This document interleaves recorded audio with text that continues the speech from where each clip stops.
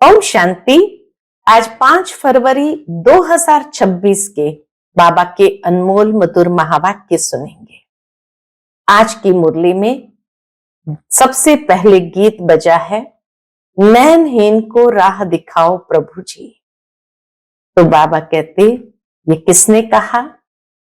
अवश्य लौकिक बाप के बच्चों ने परमात्मा बाप को पुकारा कि आकर हमें ज्ञान का तीसरा नेत्र दो, जिस तीसरे नेत्र से हम सदगति को प्राप्त कर सके और घर की राह हमें मिले, जहां से फिर नई दुनिया में हम जा सके।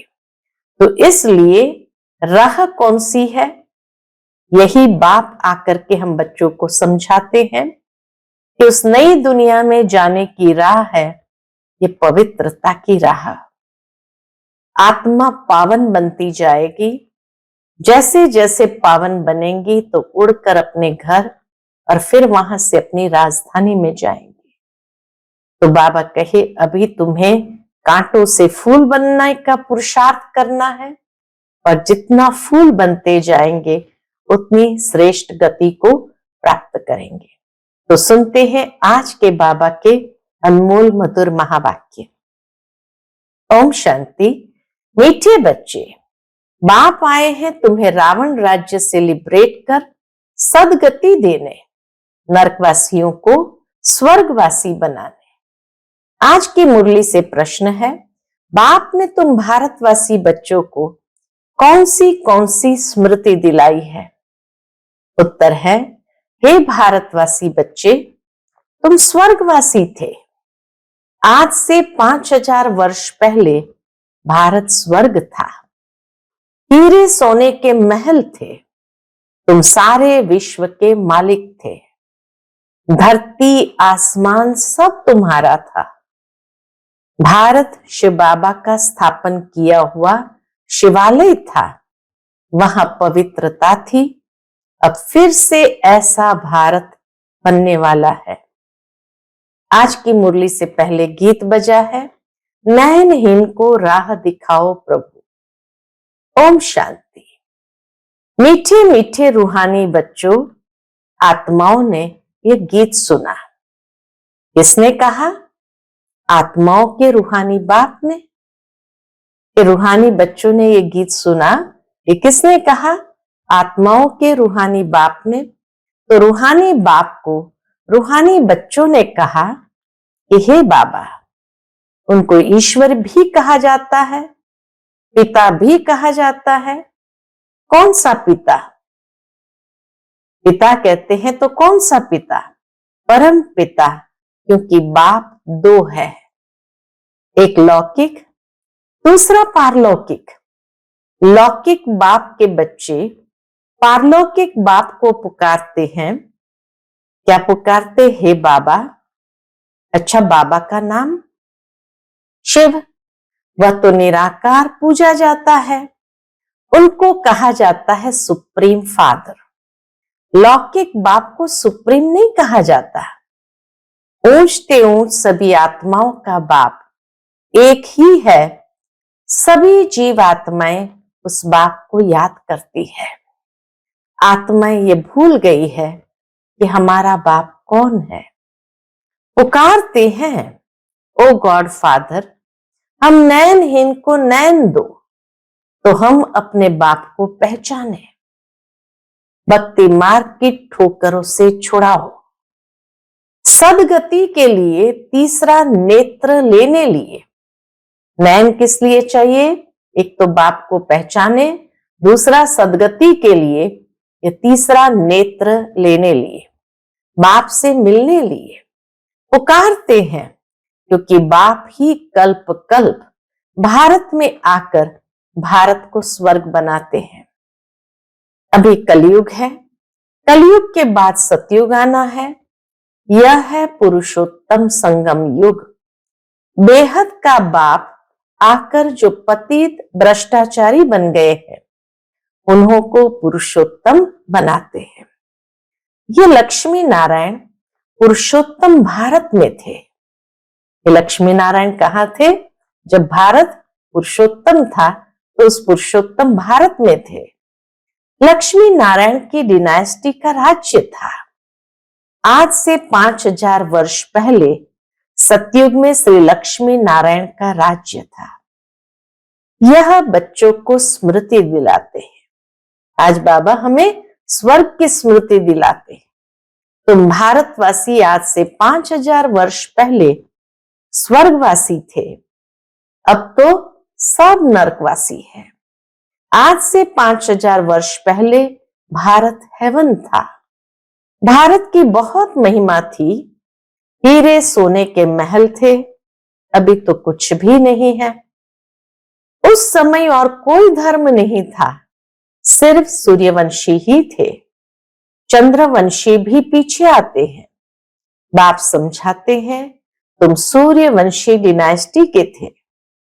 अभी तक भी लक्ष्मी नारायण के मंदिर बनाते रहते हैं, परंतु लक्ष्मी नारायण का राज्य कब था, कैसे पाया, ये किसको भी पता नहीं है। पूजा करते हैं, जानते नहीं। पूजा करते हैं, जानते नहीं, तो ब्लाइंड फेथ हुआ ना। शिव की, लक्ष्मी नारायण की पूजा करते हैं, बायोग्राफी को भी नहीं जानते। अभी भारतवासी खुद कहते हैं, क्या कहते हैं? हम पतित है। हम पतितों को पावन बनाने वाला बाबा आओ, आकर हमको दुख से, रावण राज्य से लिबरेट करो। बाबा को पुकारते हैं, आकर हमको दुखों से, रावण राज्य से लिबरेट करो। बाप ही आकर के सबको लिबरेट करते हैं। बच्चे जानते हैं सतयुग में बरोबर एक राज्य था। बापूजी भी कहते थे कि हमको फिर से राम राज्य चाहिए। गृहस्थ धर्म जो पतित बन गया है सो पावन चाहिए। हम स्वर्गवासी बनने चाहते हैं। अभी नरकवासियों का क्या हाल है देख रहे हो ना। इसको कहा जाता है हेल, डेविल वर्ल्ड। यही भारत डेविल वर्ल्ड था, अर्थात आसुरी दुनिया थी। बाप बैठ समझाते हैं तुमने 84 जन्म लिए हैं, न कि 84 लाख। बाप समझाते हैं तुम असल शांति धाम के रहने वाले हो। तुम यहां पार्ट बजाने आए हो। 84 जन्मों का पार्ट बजाया है, पुनर्जन्म तो जरूर लेना पड़े। बाबा कहे पुनर्जन्म तो जरूर लेना पड़े ना। पुनर्जन्म 84 होते हैं। अब बेहद का बाप आए हैं तुम बच्चों को बेहद का वर्षा देने। बाप तुम बच्चों से बात कर रहे हैं। आज की मुरली जैसे बाबा बच्चों से बात कर रहे हैं, तो बाप तुम बच्चों से अर्थात आत्माओं से बात कर रहे हैं। और सत्संग में मनुष्य मनुष्य को भक्ति मार्ग की बातें सुनाते हैं। आधा कल्प भारत जब स्वर्ग था तो एक भी पतित नहीं था। स्वर्ग में एक भी पतित नहीं था। इस समय एक भी पावन नहीं। यह है ही पतित दुनिया। गीता में श्री कृष्ण भगवान वाच लिख दिया है। उसने तो गीता सुना ही नहीं। ये लोग अपने धर्म शास्त्र को भी नहीं जानते, अपने धर्म को ही भूल गए हैं। हिंदू कोई धर्म नहीं है। धर्म मुख्य है 4। पहले है आदि सनातन देवी देवता धर्म, तो हिंदू धर्म नहीं सनातन धर्म है। सूर्यवंशी और चंद्रवंशी दोनों को मिलाकर कहा जाता है देवी देवता धर्म, डिटिज्म। वहां दुख का नाम नहीं था। 21 जन्म तो तुम सुखधाम में थे, फिर रावण राज्य भक्ति मार्ग शुरू होता है। भक्ति मार्ग है ही नीचे उतरने का। भक्ति है रात, ज्ञान है दिन। अभी है घोर अंधियारी रात। शिव जयंती और शिवरात्रि दोनों अक्षर आते हैं। शिव बाबा कब आते हैं? जब रात्रि होती है। भारतवासी घोर अंधियारे में आ जाते हैं, तब बाप आते हैं। गुड़ियों की पूजा करते रहते हैं, एक की भी बायोग्राफी नहीं जानते हैं। ये भक्ति मार्ग के शास्त्र भी बनने ही है। ये ड्रामा सृष्टि चक्र को समझना है। बाबा कहते ये ड्रामा सृष्टि चक्र को भी समझना है। शास्त्रों में ये नॉलेज नहीं है, वह है भक्ति का ज्ञान, फिलॉसफी। वह कोई सदगति मार्ग का ज्ञान नहीं है। बाप कहते हैं मैं आकर तुमको ब्रह्मा द्वारा यथार्थ ज्ञान सुनाता हूं। पुकारते भी है, हमको सुख धाम शांति धाम का रास्ता बताओ। बाप कहते आज से 5000 वर्ष पहले सुखधाम था, जिसमें तुम सारे विश्व पर राज्य करते थे। सूर्यवंशी डिनाइस्टी का राज्य था। बाकी सब आत्माएं शांति धाम में थी। वहां 9 लाख गाए जाते हैं। तुम बच्चों को आज से 5000 वर्ष पहले बहुत शाहूकार बनाया था। इतना धन दिया, फिर तुमने वह कहां गंवाया? तुम कितने शाहूकार थे? भारत कौन? बाबा कहते भारत कौन सड़ावे, यानी कौन कहलावे। भारत ही सबसे ऊंचते ऊंच खंड है। सभी का वास्तव में यह तीर्थ है, क्योंकि पतित पावन बाप का जन्म स्थान है। इसलिए भारत सभी तीर्थों में श्रेष्ठ तीर्थ है। जो भी धर्म वाले हैं, सभी के बाप आकर सदगति करते हैं। अभी रावण का राज्य सारी सृष्टि में है, सिर्फ लंका में नहीं था। सभी में 5 विकार प्रवेश थे। जब सूर्यवंशी राज्य था तो ये विकार नहीं थे। भारत वाइसलेस था, अभी विशेष है, यानी भारत पवित्र खंड था, अभी अपवित्र खंड है। सतयुग में दैवी संप्रदाय थी, वह फिर 84 जन्म भोग, अभी आसुरी संप्रदाय बने हैं, फिर दैवी संप्रदाय बनते हैं।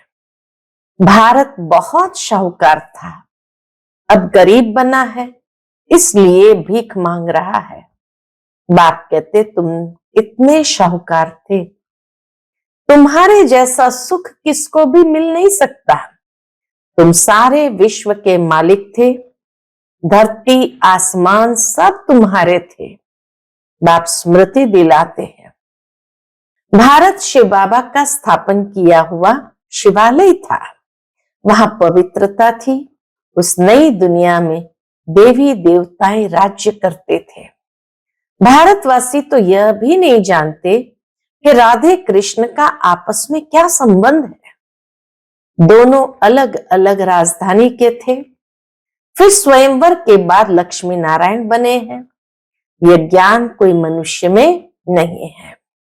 परम पिता परमात्मा ही ज्ञान का सागर है, वही तुम्हें यह रूहानी ज्ञान देते हैं। ये स्पिरिचुअल नॉलेज सिर्फ एक बाप ही दे सकते हैं। अब बाप कहते हैं, क्या कहते हैं?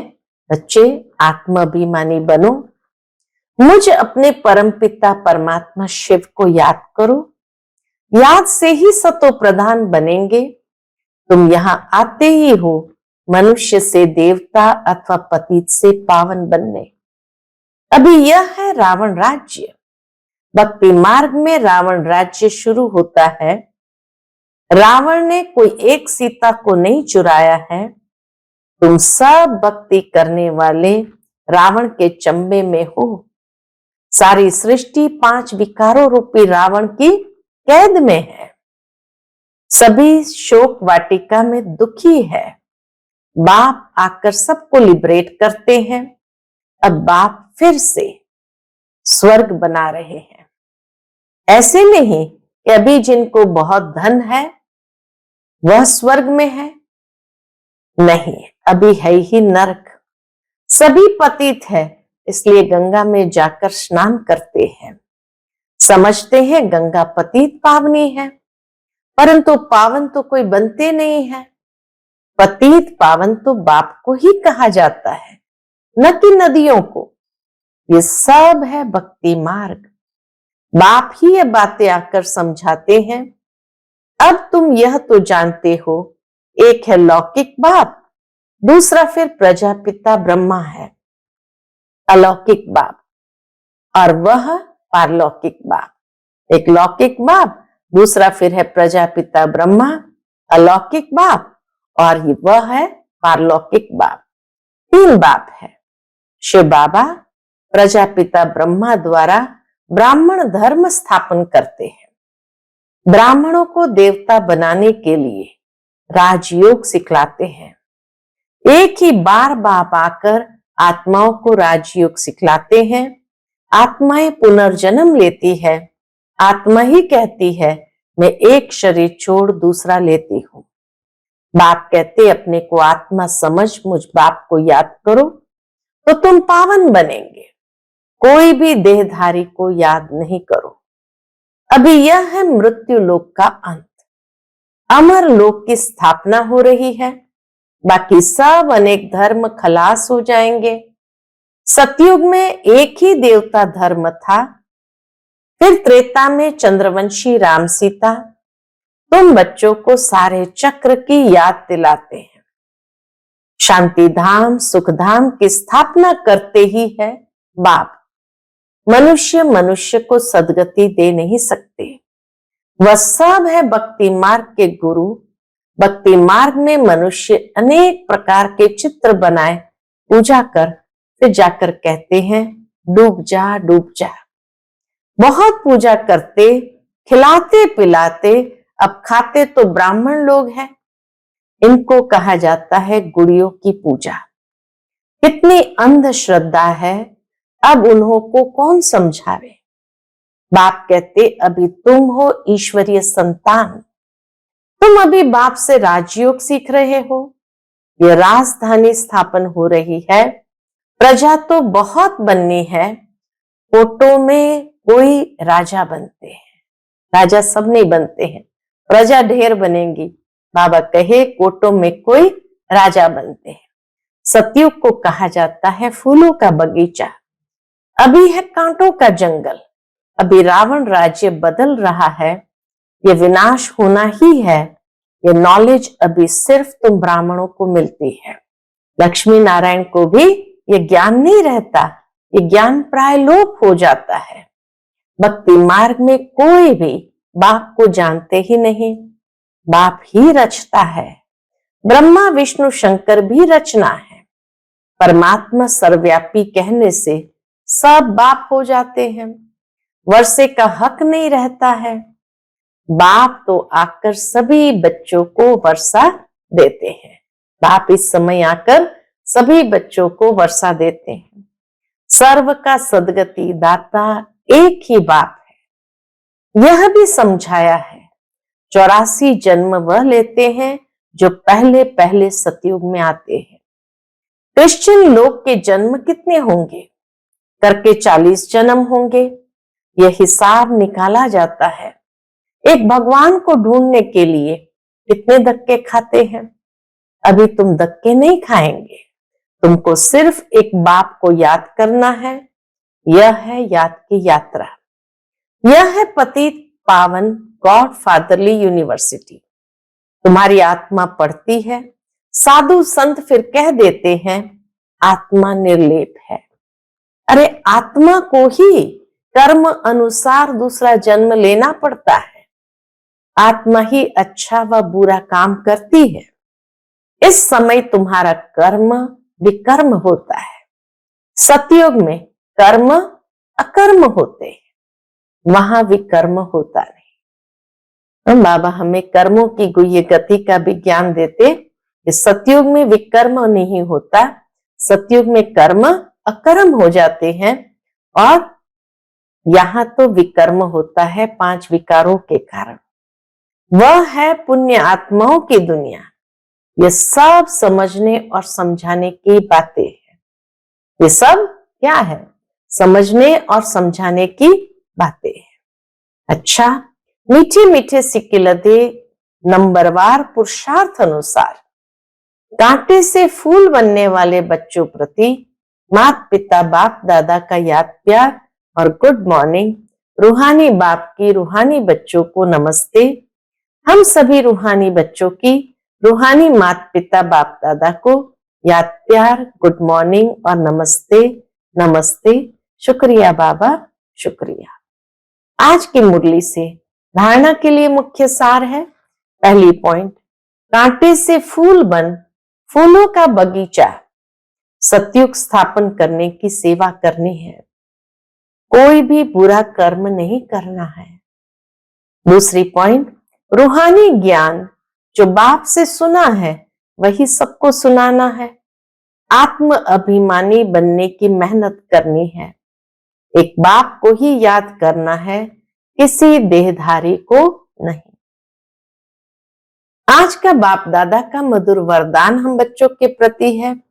निंदा स्तुति जय पराजय में समान स्थिति रखने वाले बाप समान संपन्न व संपूर्ण भव। निंदा स्तुति जय पराजय में समान स्थिति रखने वाले बाप समान संपन्न व संपूर्ण भव। जब आत्मा की संपूर्ण व संपन्न स्थिति बन जाती है तो निंदा स्तुति जय पराजय सुख दुख सभी में समानता रहती है। दुख में भी सूरत व मस्तक पर दुख की लहर के बजाय सुख व हर्ष की लहर दिखाई दे। निंदा सुनते भी अनुभव हो कि यह निंदा नहीं, संपूर्ण स्थिति को परिपक्व करने के लिए यह महिमा योग्य शब्द है। इतनी पावरफुल बात बाबा ने कही कि निंदा सुनते भी अनुभव हो, यह निंदा नहीं, संपूर्ण स्थिति को परिपक्व करने के लिए यह महिमा योग्य शब्द है। ऐसी समानता रहे तब कहेंगे बाप समान। जरा भी वृत्ति में न आए यह दुश्मन है, गाली देने वाला है, यह महिमा करने वाला है, ऐसा भेदभाव कभी ना हो। आज का स्लोगन है, निरंतर योग अभ्यास पर अटेंशन दो तो फर्स्ट डिवीजन में नंबर मिल जाएगा। निरंतर योग अभ्यास पर अटेंशन दो तो फर्स्ट डिवीजन में नंबर मिल जाएगा। आज का अव्यक्त इशारा है, एकता और विश्वास की विशेषता द्वारा सफलता संपन्न बनो। उसके अंतर्गत बाबा कहते, ब्राह्मण परिवार की विशेषता है, अनेक होते भी एक। आपके सभी सेवा केंद्रों का वाइब्रेशन ऐसा हो जो सबको महसूस हो कि अनेक नहीं लेकिन एक है। आपकी एकता का वाइब्रेशन सारे विश्व में एक धर्म, एक राज्य स्थापन करेगा। तो विशेष अटेंशन देकर भिन्नता को मिटाकर एकता कायम करो। अच्छा, ओम शांति।